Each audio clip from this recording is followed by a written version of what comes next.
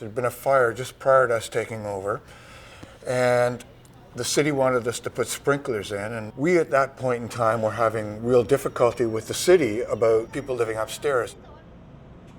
We were already stretched to our limit. We could not afford to buy a bottle of vodka to serve, let alone put a whole sprinkler system into the place.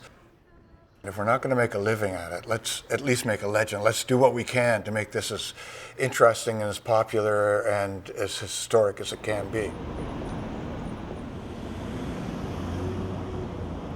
The ants were an initiative of Napoleon Brousseau.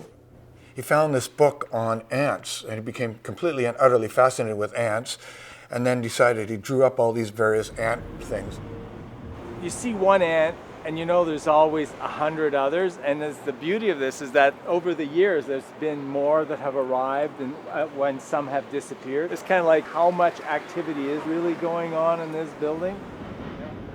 And I said to Napoleon, well, if we're going to have ants, let's put 10 of them on the building so we can have tenants on the building if we can't have them in the building. And that was sort of the cheap pun that the media picked up on, actually, and enjoyed and embarrassed the work department.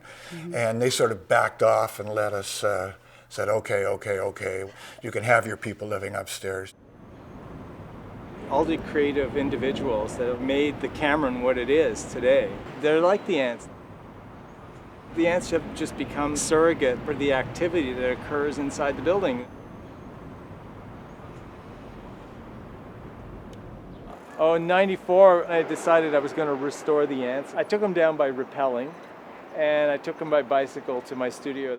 People were really up in arms, like I was getting yelled at all that day. Those aren't your ants, lay off the ants, leave them alone, they're a symbol. What are you doing with those Cameron ants? They can fight each other. Ooh, sorry. I mean, I'm pleased to say that, every time now, this is 27 years later, mm-hmm. you read something about the Cameron, it's always prefaced by the word legendary or historic or venerable. Venerable, yeah. So somehow or another, that came to be. We made that part right. The dollars, not so much. Money isn't everything. Yeah, that's right.